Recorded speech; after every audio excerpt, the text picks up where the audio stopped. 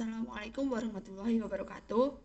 Perkenalkan, nama saya Intifada Dekartika. Saya dari kelas 3C Prodi Teknik Informatika dengan NIM 235333756. Saya di sini akan mempresentasikan modul 7 mata kuliah jaringan komputer, yaitu peralihan Ethernet. Jika kita ingin menjadi administrator jaringan atau arsitek jaringan, kita harus tahu tentang Ethernet dan peralihan Ethernet. Dua teknologi LAN paling menonjol yang digunakan saat ini adalah Ethernet dan WLAN.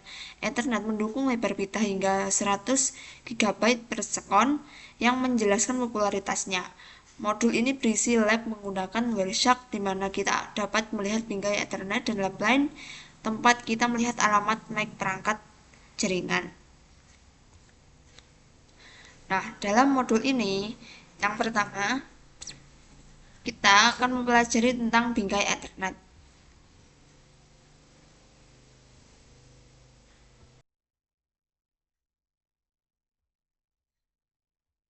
Ethernet merupakan salah satu dari dua teknologi LAN yang digunakan saat ini. Yang lainnya adalah nirkabel atau WLAN.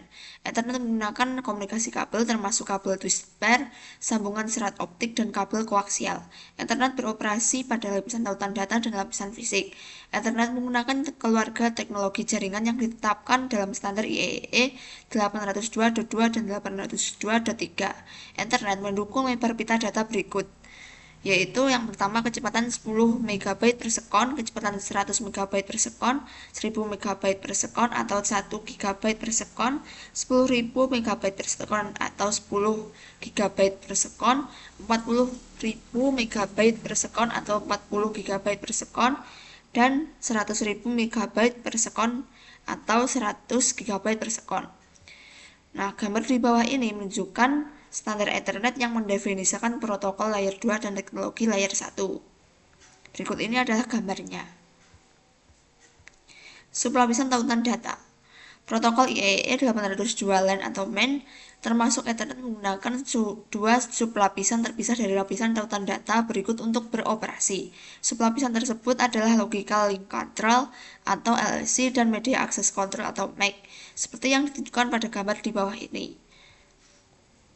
LLC dan MAC memiliki peran berikut di lapisan tautan data, yaitu pada sublapisan LLC, sublapisan IEEE 802.2 ini berkomunikasi antara perangkat lunak jaringan di lapisan atas dan perangkat keras perangkat di lapisan bawah. Sublapisan ini menempatkan informasi dalam bingkai yang mengidentifikasi protokol lapisan jaringan mana yang digunakan untuk bingkai tersebut. Informasi ini memungkinkan beberapa protokol lapisan 3 seperti IPv4 atau IPv6 untuk menggunakan antarmuka jaringan dan media yang sama. Sublapisan MAC yaitu sublapisan ini, misalnya IEEE 802.3, 802.11 atau 802.15, diimplementasikan dalam perangkat keras dan bertanggung jawab atas enkapsulasi data dan kontrol akses media. Sublapisan ini menyediakan pengalamatan lapisan tautan data dan terintegrasi dengan berbagai teknologi lapisan fisik. Berikut ini adalah gambarnya. Sublapisan MAC. Sublapisan MAC bertanggung jawab atas enkapsulasi data dan mengakses media. Enkapsulasi data. Enkapsulasi data IEEE 802.3 mencakup hal berikut, yaitu bingkai Ethernet, yang merupakan struktur internal bingkai Ethernet, pengalamatan Ethernet yang merupakan bingkai Ethernet yang mencakup alamat MAC sumber dan tujuan untuk mengirimkan bingkai Ethernet dari NIC Ethernet ke NIC Ethernet pada LAN yang sama. Deteksi kesalahan Ethernet. Bingkai Ethernet yang menyertakan trailer urutan pemeriksaan bingkai atau FCS yang digunakan untuk deteksi kesalahan. Mengakses media. Seperti yang ditunjukkan pada gambar di bawah ini, sublapisan MAC IEEE 802.3 mencakup spesifikasi untuk berbagai standar komunikasi Ethernet melalui berbagai jenis media termasuk tembaga dan serat. Berikut ini adalah gambarnya. Ingatlah bahwa Ethernet lama yang menggunakan topologi bus atau hub merupakan media half duplex yang digunakan bersama. Ethernet melalui media half duplex menggunakan metode akses berbasis pertentangan, carrier sense multiple access atau collision detection atau CSMA atau CD. Hal ini memastikan bahwa hanya satu perangkat yang melakukan transmisi pada satu waktu. GSMA atau CD mungkin beberapa perangkat untuk berbagi media half duplex yang sama, mendeteksi tabrakan ketika lebih dari satu perangkat mencoba melakukan transmisi secara bersamaan. Hal ini menyediakan algoritma back-off untuk transmisi ulang. LAN Ethernet saat ini menggunakan switch yang beroperasi dalam mode duplex penuh. Komunikasi duplex penuh dengan switch Ethernet tidak memerlukan kontrol akses melalui GSMA atau CD. Bidang bingkai Ethernet. Ukuran bingkai Ethernet minimum adalah 64 byte dan ukuran maksimum yang diharapkan adalah 1518 byte. Hal ini mencakup semua byte dari bidang alamat MAC tujuan hingga bidang urutan pemeriksaan bingkai atau FCS. Bidang pembukaan tidak disertakan saat menjelaskan ukuran bingkai.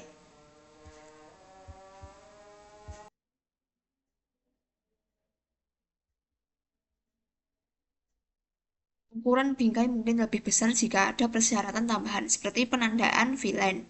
Penandaan VLAN berada di luar cakupan kursus ini. Setiap frame yang panjangnya kurang dari 64 byte dianggap sebagai fragmen tabrakan atau fragmen run dan secara otomatis dibuang oleh stasiun penerima. Frame dengan data lebih dari 1500 byte dianggap sebagai jumbo atau frame raksasa. Jika ukuran frame yang dikirimkan kurang dari minimum atau lebih besar dari maksimum, perangkat penerima akan membuang frame tersebut. Frame yang dibuang kemungkinan besar merupakan hasil dari tabrakan atau sinyal lain yang tidak diinginkan. Frame tersebut dianggap tidak valid. Frame juga biasanya didukung oleh sebagian besar switch dan NIC, Fast Ethernet, dan Gigabit Ethernet. Gambar di bawah ini menunjukkan setiap bidang dalam frame Ethernet. Tabel-tabel ini adalah informasi lanjut tentang fungsi setiap bidang.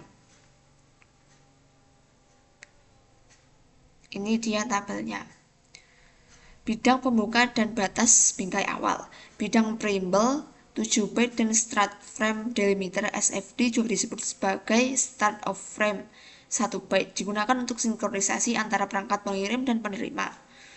Bidang alamat MAC tujuan. Bidang 6 byte ini adalah pengenal untuk penerima yang dituju. Bidang alamat MAC sumber. Bidang 6 byte ini mengidentifikasi NIC atau antarmuka asal bingkai. Tipe atau panjang. Kolom 2 byte ini mengidentifikasi protokol lapisan atas yang dienkapsulasi dalam bingkai Ethernet. Bidang data.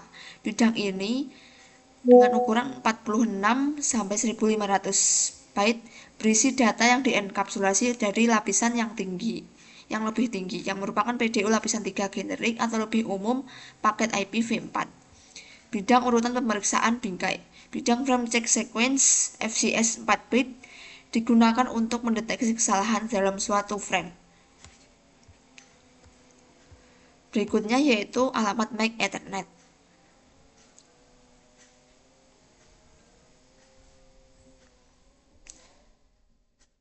Alamat MAC dan heksadesimal. Dalam jaringan, alamat IPv4 direpresentasikan menggunakan sistem bilangan desimal basis 10 dan sistem bilangan biner basis 2. Alamat IPv6 dan alamat Ethernet direpresentasikan menggunakan sistem bilangan heksadesimal basis 16. Untuk memahami heksadesimal, pertama-tama kita harus sangat memahami biner dan desimal. Sistem penomoran heksadesimal menggunakan angka 0 hingga 9 dan huruf A hingga F. Alamat MAC Ethernet terdiri dari nilai biner 48 bit.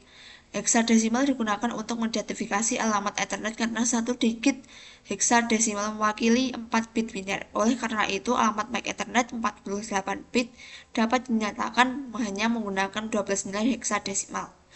Angka tersebut membandingkan nilai desimal dan heksadesimal yang setara untuk biner 0000 dan hingga 1111. Berikut ini adalah desimal dan biner setara 0 sampai F heksadesimal. Mengingat 8 bit atau 1 byte adalah pengelompokan biner umum, biner sejumlah ini hingga berikut ini dapat direpresentasikan dalam heksadesimal sebagai rentang 00 hingga FF seperti yang ditunjukkan pada gambar berikutnya. Alamat MAC Ethernet. Dalam LAN Ethernet, setiap perangkat jaringan terhubung ke media yang bersama ya, media bersama yang sama. Alamat MAC digunakan untuk mengidentifikasi perangkat sumber dan tujuan fisik NIC pada segmen jaringan lokal. Pengalamatan MAC menyediakan metode untuk identifikasi perangkat pada lapisan tautan data model OSI. Alamat MAC Ethernet adalah alamat 48 bit yang dinyatakan menggunakan 12 digit heksadesimal seperti yang ditunjukkan pada gambar di bawah ini. Karena 1 byte sama dengan 8 bit, kita juga dapat mengatakan bahwa alamat MAC memiliki panjang 6 byte.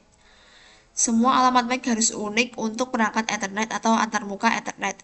Untuk memastikan hal ini, semua vendor yang menjual perangkat Ethernet harus mendaftar ke IEEE untuk memperoleh kode heksadesimal 6, yaitu 24 bit atau 3 byte unik yang disebut sebagai pengidentifikasi unik organisasi atau OUI. Saat vendor menetapkan alamat MAC ke perangkat atau antarmuka Ethernet, vendor harus melakukan hal berikut. Gunakan OUI yang ditetapkan sebagai 6 digit heksadesimal pertama. Tetapkan nilai unik dalam 6 digit heksadesimal terakhir. Oleh karena itu, alamat MAC Ethernet terdiri dari 6 kode OUI vendor heksadesimal diikuti oleh 6 nilai yang ditetapkan vendor heksadesimal seperti yang ditunjukkan pada gambar di bawah ini.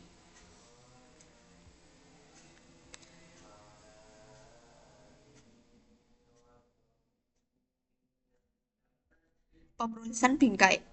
Terkadang alamat MAC disebut sebagai alamat burn-in atau BIA karena alamat tersebut dikodekan secara permanen ke dalam memori hanya baca atau ROM pada NIC.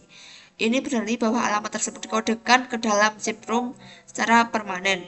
Dengan catatan bahwa pada sistem operasi dan NIC PC modern, alamat MAC dapat diubah melalui perangkat lunak. Hal ini berguna saat mencoba mengakses jaringan yang difilter berdasarkan BIA. Akibatnya, memfilter atau mengendalikan lalu lintas berdasarkan alamat MAC tidak lagi seaman sebelumnya. Saat komputer dinyalakan, NIC menyalin alamat MAC dari ROM ke RAM. Saat perangkat meneruskan pesan ke jaringan Ethernet, header Ethernet meletakkan hal berikut, yaitu alamat MAC sumber, yang merupakan alamat MAC dari NIC perangkat sumber, dan alamat MAC tujuan yang merupakan alamat MAC dari NIC perangkat tujuan. Berikut ini adalah animasi untuk melihat proses penerusan bingkai.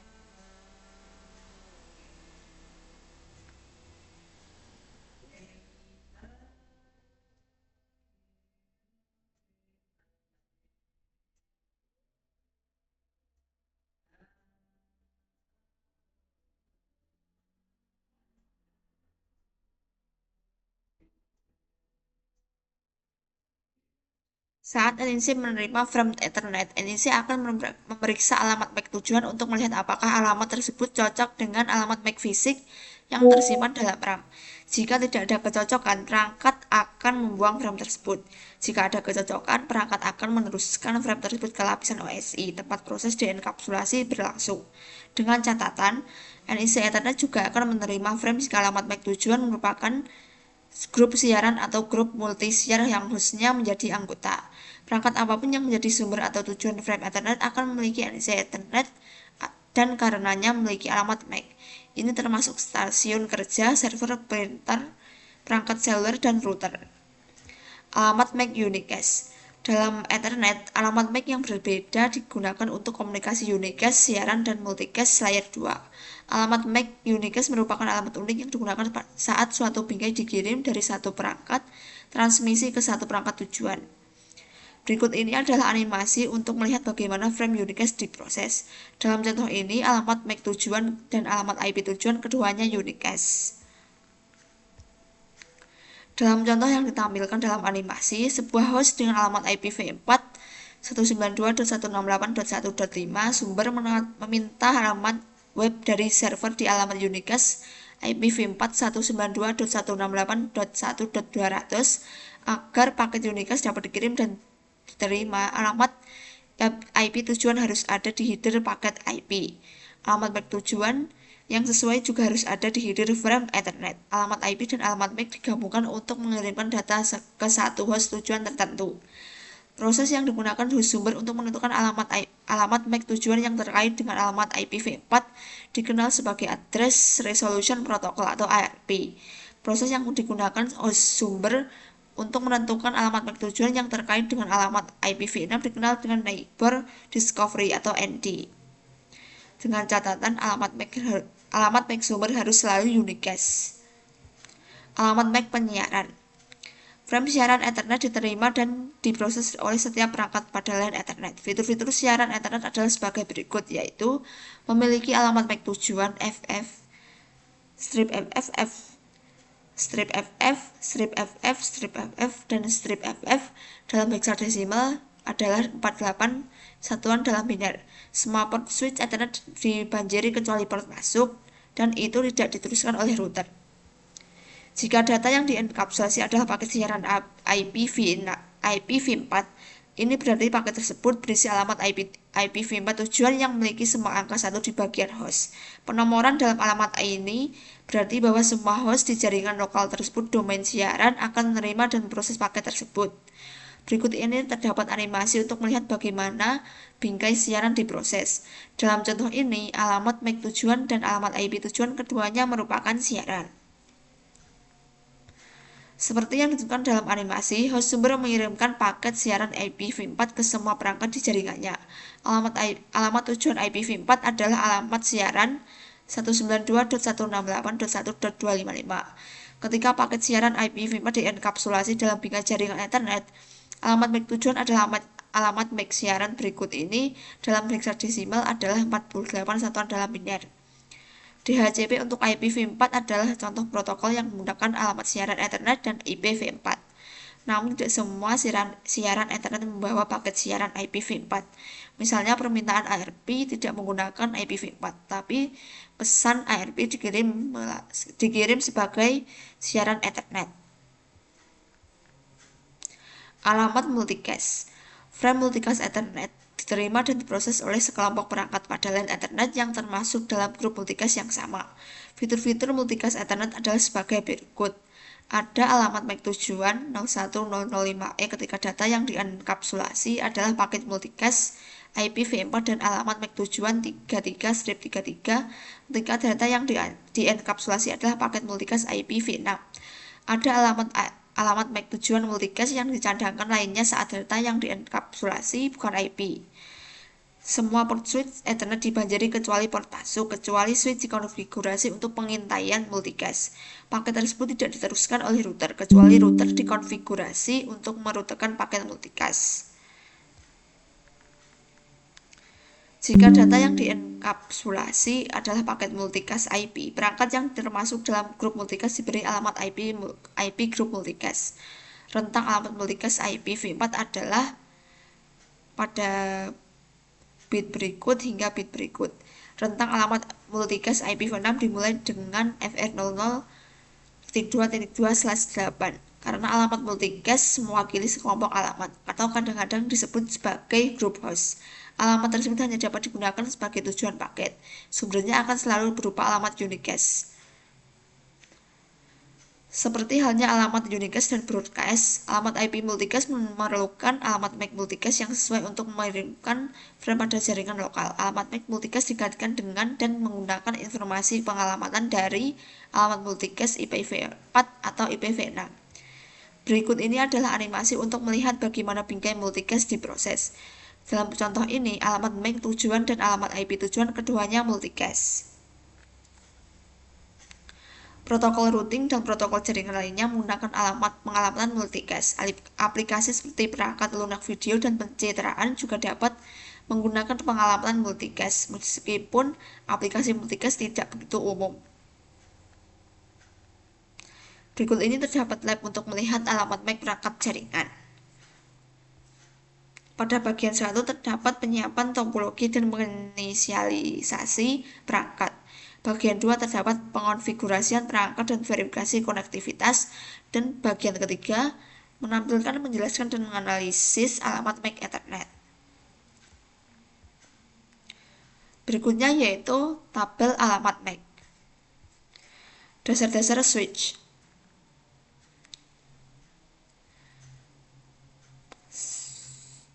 Pada materi berikut ini kita akan membahas tentang bagaimana sebuah switch menggunakan alamat ini untuk meneruskan atau membuang frame ke perangkat lain di jaringan.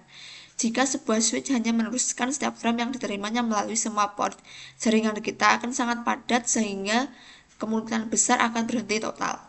Switch Ethernet layer 2 menggunakan alamat MAC layer 2 untuk membuat keputusan penerusan.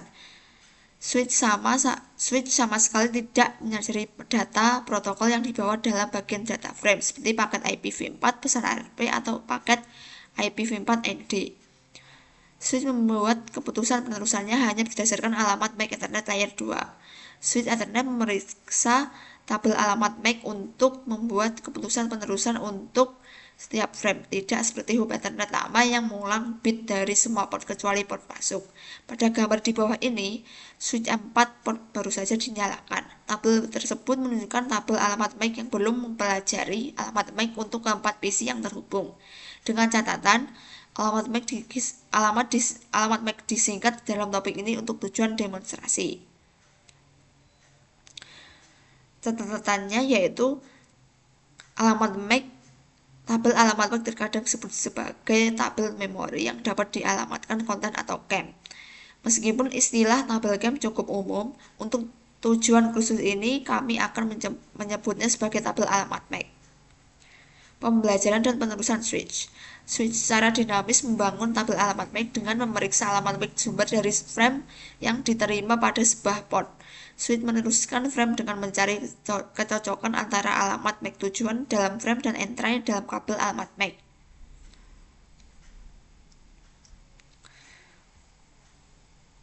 Mempelajari, periksa alamat MAC sumber. Setiap frame yang masuk ke switch diperiksa untuk mendapatkan informasi baru yang akan dipelajari. Hal ini dilakukan dengan memeriksa alamat MAC sumber frame dan nomor port tempat frame masuk ke switch. Jika alamat MAC sumber tidak ada, alamat tersebut ditambahkan ke tabel bersama dengan nomor port masuk. Jika alamat MAC sumber memang ada, switch memperbarui pengatur untuk penyegaran untuk entry tersebut di tabel. Secara default, sebagian besar switch Ethernet menyimpan entry label selama 5 menit.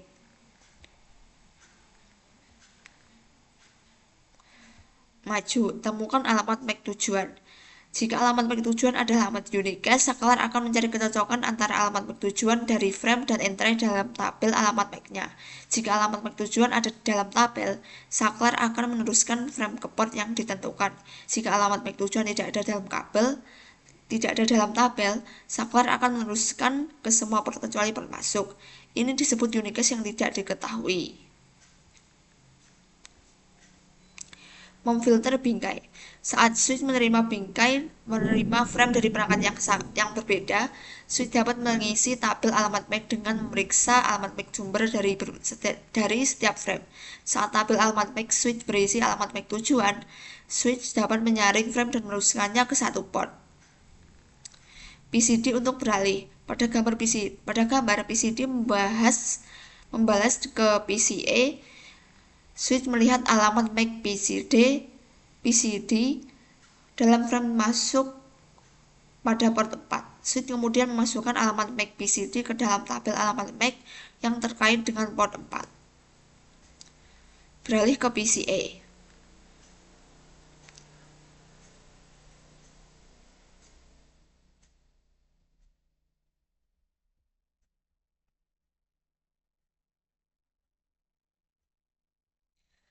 Berikutnya, karena saklar memiliki alamat MAC tujuan untuk PCA di tabel alamat MAC, saklar akan mengirimkan frame hanya melalui port 1, seperti yang ditunjukkan pada gambar di bawah ini.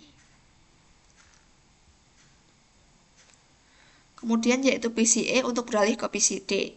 Selanjutnya PCA mengirim frame lain ke PCD seperti yang ditunjukkan pada gambar. Tabel alamat MAC sudah berisi alamat MAC untuk PCA. Oleh karena itu, pengatur waktu pembaruan 5 menit untuk entry tersebut disetel ulang. Selanjutnya, karena tabel saklar berisi alamat MAC tujuan untuk PCD, maka ia hanya mengirim frame melalui port 4.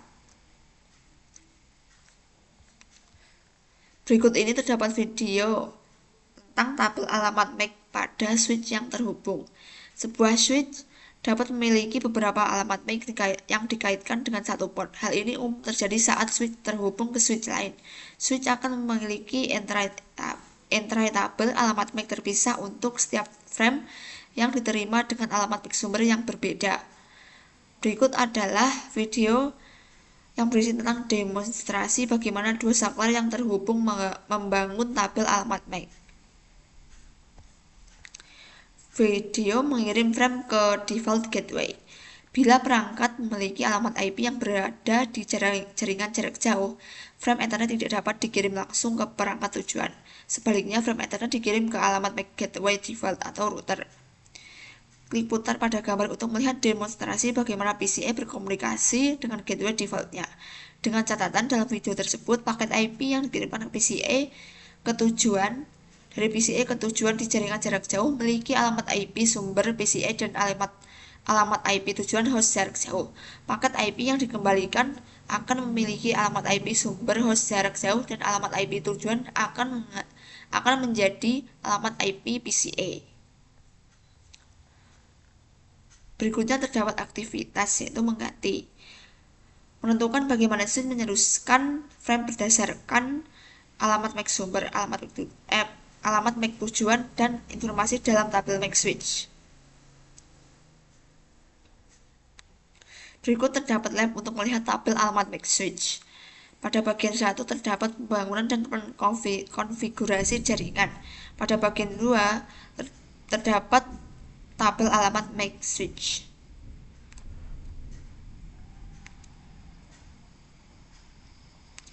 Berikutnya adalah kecepatan switch dan metode penerusan.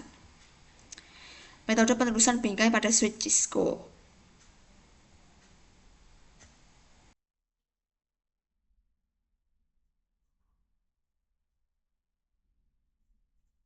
Berikutnya yaitu metode penerusan bingkai pada switch Cisco. Switch menggunakan tabel alamat MAC untuk menentukan port mana yang akan digunakan untuk meneruskan frame. Dengan switch Cisco sebenarnya ada dua metode penerusan frame dan ada alasan bagus untuk menggunakan salah satunya, tergantung pada situasinya. Switch menggunakan salah satu metode penerusan berikut untuk mengalihkan data antara port jaringan. Pengalihan, penyimpanan, dan penerusan. Metode penerusan bingkai ini menerima seluruh bingkai dan menghitung CRC. CRC menggunakan rumus matematika berdasarkan jumlah bit 1 dalam bingkai untuk menentukan apakah bingkai yang diterima memiliki kesalahan. Jika CRC valid, saklar mencari alamat tujuan yang menentukan antarmuka keluar. Kemudian bingkai diteruskan keluar dari port yang benar. Peralihan cut-through. Metode penerusan bingkai ini meneruskan bingkai sebelum diterima sepenuhnya. Minimal alamat tujuan bingkai harus dibaca sebelum bingkai dapat diteruskan. Keuntungan besar dari pengalihan, penyimpanan, dan penerusan adalah ia menentukan apakah suatu bingkai memiliki kesalahan sebelum menyebarkan bingkai tersebut. Ketika kesalahan terdeteksi dalam bingkai, saklar membuang bingkai tersebut. Membuang bingkai yang memiliki kesalahan mengurangi jumlah lebar pita yang dikonsumsi oleh data yang rusak. Pengalihan, penyimpanan, dan penerusan diperlukan untuk analisis kualitas layanan QoS pada jaringan konvergen, di mana klasifikasi bingkai untuk prioritas lalu lintas diperlukan. Misalnya, aliran data suara melalui IP atau VoIP perlu memiliki prioritas atas lalu lintas penerusan web. Di bawah ini terdapat animasi untuk melihat demonstrasi proses penyimpanan dan penerusan. Peralihan cut-through. Dalam pengalihan cut-through, saklar bertindak atas data segera setelah diterima. Bahkan jika transmisi belum selesai, saklar menyimpan sebagian frame untuk membaca alamat bertujuan sehingga dapat menentukan ke port mana data harus diteruskan. Alamat bertujuan terletak di 6 byte pertama frame setelah pembukaan. Saklar mencari alamat IP tujuan di tabel pengalihannya, menentukan port antar muka keluar dan meneruskan frame ke tujuannya melalui port saklar yang ditunjuk. Saklar tidak melakukan pemeriksaan kesalahan apapun pada frame. Animasi di bawah ini adalah demonstrasi proses peralihan potong. Terdapat dua peralihan cut-through, yaitu fast forward switching yang menawarkan tingkat latensi terendah dan segera meneruskan paket setelah membaca alamat tujuan, dan peralihan bebas fragmen di mana saklar menyimpan 64 bit pertama dari bingkai sebelum meneruskan. Beberapa switch dikonfigurasi untuk pengalihan cut off pada basis per port hingga ambang batas kesalahan yang ditentukan menggunakan tercapai. Lalu switch tersebut secara otomatis berubah ke penyimpanan dan penerusan. Ketika tingkat kesalahan turun di bawah ambang batas, port secara otomatis berubah kembali ke pengalihan cut off. Buffering memori pada switch. Switch Ethernet dapat menggunakan teknik buffering untuk menyimpan frame sebelum meneruskannya. Buffering juga dapat digunakan saat port tujuan sibuk karena kongesi. Switch menyimpan frame hingga dapat ditransmisikan. Seperti yang disebutkan pada tabel di bawah ini, terdapat dua metode buffering memori, yaitu memori berbasis port, di mana frame disimpan dalam antrian yang ditautkan ke port masuk dan keluar tertentu. Suatu frame ditransmisikan ke port keluar hanya apabila semua frame di depannya dalam antrian telah berhasil ditransmisikan. Ada kemungkinan satu frame menunda transmisi semua frame dalam memori karena port tujuan sibuk. Penundaan ini terjadi bahkan jika frame lainnya dapat ditransmisikan ke port tujuan yang terbuka. Memori bersama. Menyimpan semua frame dalam buffer memori umum yang dipakai bersama oleh semua port switch, dan jumlah memori buffer yang dibutuhkan oleh suatu port dialokasikan secara dinamis. Frame dalam buffer dihubungkan secara dinamis ke port tujuan yang memungkinkan paket diterima pada satu port dan kemudian dikirimkan pada port lain tanpa memindahkannya ke antrian berbeda. Penyanggaan memori bersama juga menghasilkan kemampuan untuk menyimpan bingkai yang lebih besar dengan kemungkinan lebih sedikit bingkai yang hilang. Hal ini penting dengan pengalihan asimetris yang memungkinkan kecepatan data yang berbeda pada port yang berbeda, seperti saat menghubungkan server ke port saklar 10 GB per sekon dan PC ke port 1 GB per sekon. Pengaturan duplex dan kecepatan. Dua pengaturan paling dasar pada switch adalah pengaturan bandwidth, kadang-kadang disebut sebagai kecepatan, dan duplex untuk setiap port switch. Sangat penting bahwa pengaturan duplex dan bandwidth cocok antara port switch dan perangkat yang terhubung seperti komputer atau switch lain. Ada dua pengaturan duplex yang digunakan untuk komunikasi pada jaringan Ethernet, yaitu duplex penuh, di mana kedua ujung koneksi dapat mengirim dan menerima secara bersamaan, dan setengah duplex yang hanya satu ujung koneksi yang dapat mengirim pada satu waktu. Negosiasi otomatis adalah fungsi opsional yang terdapat pada sebagian besar switch Ethernet dan NC. Fungsi ini memungkinkan kedua perangkat untuk secara otomatis menegosiasikan kecepatan dan kemampuan duplex terbaik. Duplex penuh dipilih jika kedua perangkat memiliki kemampuan serta lebar pita umum tertinggi. Pada gambar di bawah ini, NIC Ethernet untuk PCA dapat beroperasi dalam duplex penuh atau setengah duplex dan pada 10 MB per sekon atau 100 MB per sekon. Dengan catatan, sebagian besar switch Cisco dan NIC Ethernet menggunakan negosiasi otomatis untuk kecepatan dan duplex. Port gigabit Ethernet hanya beroperasi dalam duplex penuh. Ketidakcocokan duplex merupakan salah satu penyebab paling umum masalah kinerja pada tautan Ethernet 10 atau 100 Mbps. Hal ini terjadi ketika satu port pada tautan beroperasi pada half duplex, sementara port lainnya beroperasi pada full duplex, seperti yang ditunjukkan pada gambar di bawah ini. MDX otomatis. Koneksi antara perangkat dulunya memerlukan penggunaan kabel crossover atau straight through. Jenis kabel yang diperlukan bergantung pada jenis perangkat yang saling terhubung. Misalnya pada gambar di bawah ini mengidentifikasi jenis kabel yang tepat yang diperlukan untuk menghubungkan perangkat switch to switch, switch to router, switch to host, atau router to host. Kabel crossover digunakan saat menghubungkan perangkat yang sama, dan kabel straight through digunakan untuk menghubungkan perangkat yang tidak sama. Dengan catatan, koneksi langsung antara router dan host memerlukan koneksi crossover. Berikut adalah gambarnya. Sebagian besar perangkat switch kini mendukung fitur automatic medium dependent interface crossover atau auto MDX.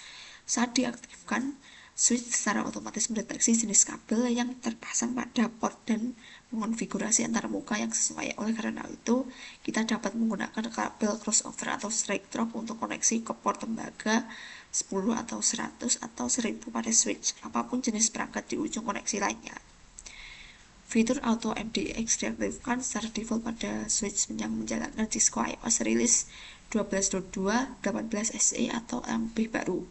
Namun fitur tersebut dapat dinonaktifkan. Karena alasan ini, kita harus selalu menggunakan jenis kabel yang benar dan tidak bergantung pada fitur Auto MDX. Auto MDX dapat diaktifkan kembali menggunakan perintah konfigurasi antarmuka MDX Auto. Sekian presentasi dari saya. Untuk kurang lebihnya mohon maaf. Wassalamualaikum warahmatullahi wabarakatuh.